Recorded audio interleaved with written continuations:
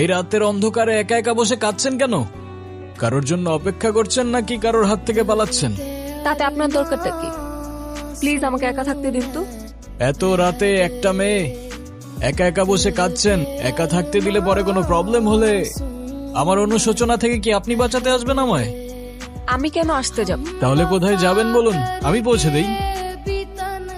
জাহান্নামে। জাহান্নামে?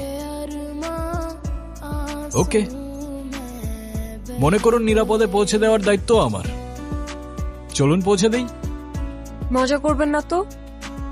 আমি একদমই মজা করার মুডে নেই।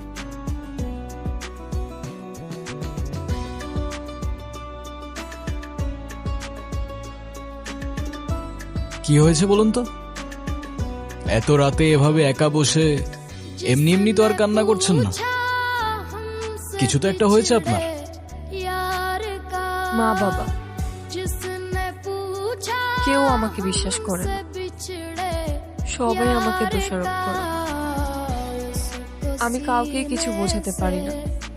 মাঝে মাঝে মনে হয় এই পৃথিবীর কোথাও আমার জন্য এক ফোঁটাও জায়গা নেই। অদ্ভুত, আপনার কথাগুলো কেন যেন খুব রিলেট করতে পারছি আমি।